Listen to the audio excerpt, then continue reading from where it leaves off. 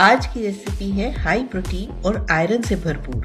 हम बनाएंगे झटपट पालक पनीर भुर्जी जो बनाने में आसान और खाने में सुपर टेस्टी है। चलिए शुरू करते हैं।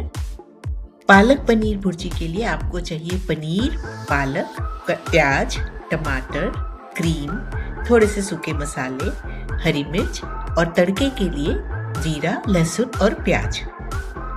सबसे पहले एक कढ़ाई में तेल को गरम करें और उसमें डालें हींग और प्याज और उन्हें सुनहरा होने तक भून लें।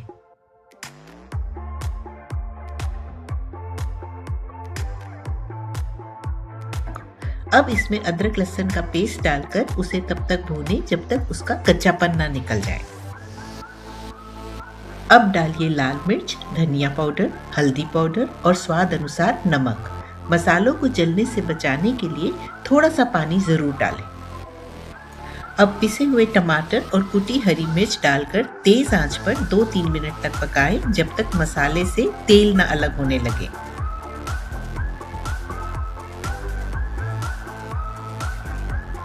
कटी हुई पालक डालें और उसे तेज आंच पर मुरझाने या सिकुड़ने तक पका लें। यहाँ एक टिप है, मैंने इसमें एक छोटी चम्मच चीनी भी डाली है। चीनी डालने से पालक का रंग हरा रहता है। जैसे ही पालक सिकुड़ जाए, इसमें कद्दूकस किया हुआ पनीर मिलाएं और 5 मिनट तक ढककर धीमी आंच पर पकने दें।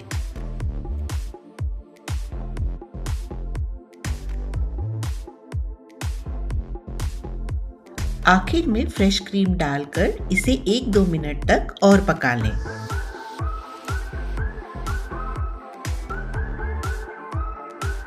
अब असली स्वाद आएगा इस तड़के से। एक पैन में तेल डालकर जीरा डालें और उसे चटकने दें।